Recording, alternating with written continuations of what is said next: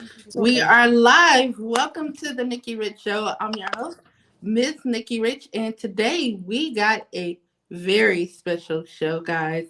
We are so excited. It's the last day of Women History Month, and today we are fighting it, y'all.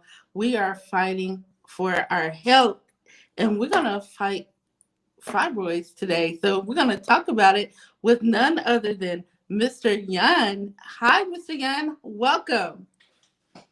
Thank you very much. Thank you for inviting me. So honored to be here today. So tell us a little bit, give us a little bit of background about you and why we're here today.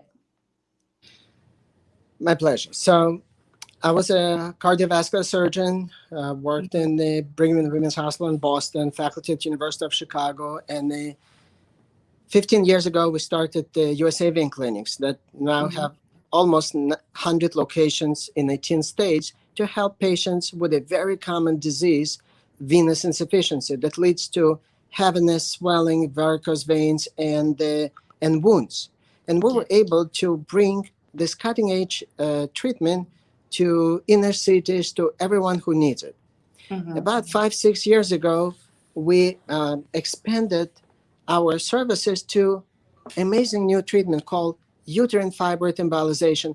And I felt deja vu. Is that unbelievable how more than 500, 600,000 women every year undergo hysterectomy Yes. and for no particular reason, for benign condition that called fibroids.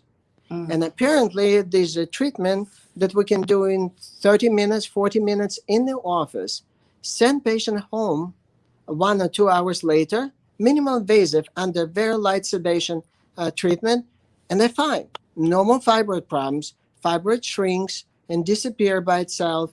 No more symptoms. Patient can have babies after that. That's absolutely amazing. And I felt that I know a secret that nobody else knows.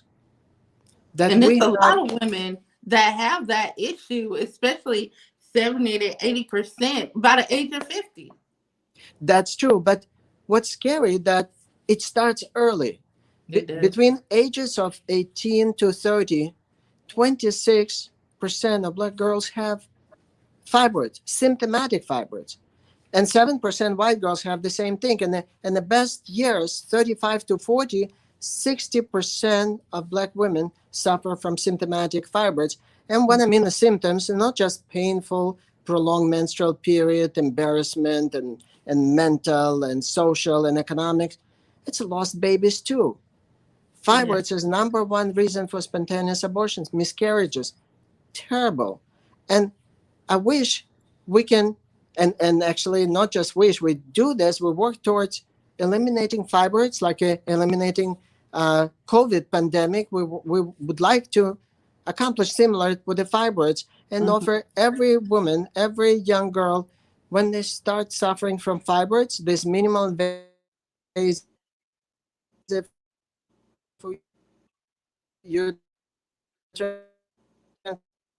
insurance and available to help them get better and healthier. Yes. Now, what can everybody look for? What can they do to, see if they have any fibroids? So, first of all, it's very common. So, the typical, there's a wide range of typical symptoms. Number one is um, prolonged and heavy menstrual period. The one Mhm. that lasts not 3, 4 days, but week, 2 weeks, sometimes 3 weeks out of four, leads to anemia. Anyone who takes iron for iron deficiency anemia, oh come on, that's from fibroids. Mhm. We had many patients that actually went for multiple blood transfusion, and they've been so scared because the alternative is hysterectomy that Mhm. they just went for blood transfusion. That's risk of infection and hepatitis and many other things. Why would someone do it if there's alternative to hysterectomy as UFE? Other symptoms, they related not just to bleeding and subsequent anemia, but a pressure, because fibroids, it's basically tumors. They Mm. grow, sometimes one, sometimes 30, and they press on the other organs. For example, bladder. And women should run to bathroom to urinate every 20, 30 minutes. They call it small bladder. There's nothing small about this. Bladder is fine. It just cannot expand because of the fibroid. Or if fibroid presses an opposite direction or up, it creates constipation and bloating. And actually, uterus can be like a 20-week pregnancy, and the belly will be substantially larger, and patients don't know what's going on. Did I gain weight? What's wrong with me? I cannot function. So those are typical symptoms. What differentiates normal and abnormality? In normal menstrual period, women can function. It's reasonable. I mean, maybe pain the first day, but Mhm. she can function, go to work, study, social activities. But if you cannot function, that's abnormal. If you cannot, if every 30 minutes women need to run and look around, where's the bathroom to change pads, that's terrible. If she cannot wake up and go to work and leave and cannot go to work for, I don't know, 5 days a month, that's terrible. Wow. Economic impact of fibroids is enormous because of absenteeism. Women just Mhm. can't go and function. That's terrible inequality. Obviously, we understand there's inequality between men and women physiologically, that you cannot just with legislation fix that everyone's treated the same, hourly rate and other things. Because physiologically, women unfortunately suffers periodically from inconvenience. But when it's beyond inconvenience, when it's really disease, and a woman cannot progress economically through extending her education or work, that adds to a difference. And we all want to have the best life we possibly get. We work very, very hard, studying and advancing and trying to do the best for the family.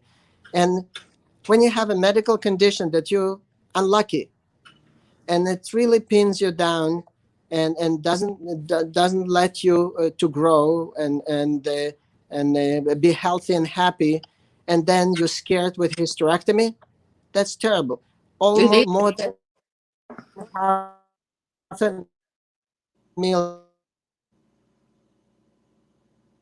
UFE and help with women get back normal life, that would be wonderful. Yes, and you have created the Fighters Foundation as well, where others can be educated and get involved, donate, and support. So Absolutely. I When we love. started USA fibroid centers to treat, we were shocked how little people know about this option, and how Mhm. everyone just followed the same old train like 100 years ago for hysterectomy. It felt like it's a veterinary care and not a human one. Definitely Mhm. not humane. And to promote education and engage other people and open up to speak about this openly without any u word and menstruation and period and fibroids. It's maybe uncomfortable in the beginning. We thought we have to create this environment, and then we also felt women need to fight, not just Yes. for themselves, not just against the fibroid disease, but for themselves. And that's why we called it fibroid fighters. And I wish more women will join us and start sharing their stories, and Yes. and that will change the world. I'm absolutely sure. The saying "happy wife, happy life." I Yes. truly believe that women is the center of our society, and we all have moms, and we all want no happy women surround uh, everyone with a blessing and kindness and warmth, and that's if we love our moms, if we love our sisters, if we love ourselves. We Mhm. just need to invest in our women and solve this inequality and make sure that health equity of women is maximized and even. Now, where can they go and check you out at and learn more about fibroids and the Fibroid Fighters Foundation? So it's very easy. Fibroidfighters.org, www.fibroidfighters.org.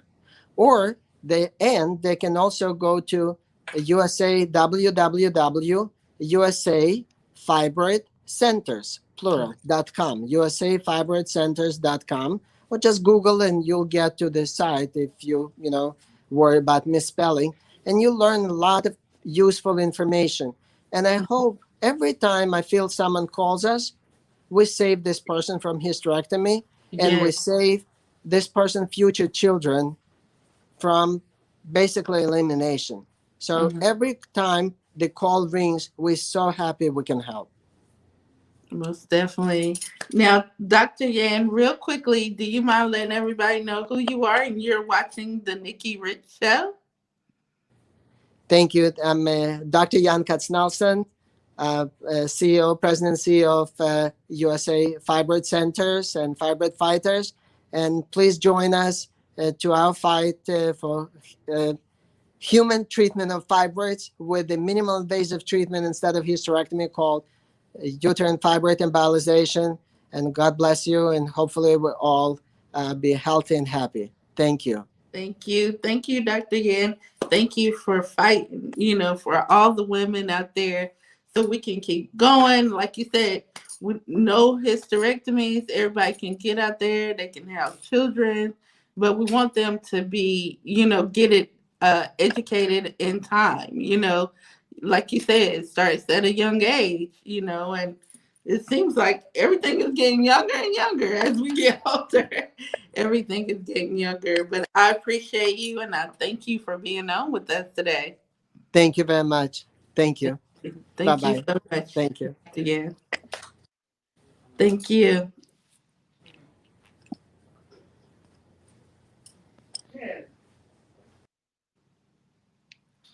And to anybody out there that's watching, thank you for tuning in. I'm so excited because we have just just a few minutes ago, Dr. Yan, the CEO of Fibroid Fighters, the Fibroid Fighters Foundation. So I thank you guys for tuning in. We will be back. All right. Thank you guys.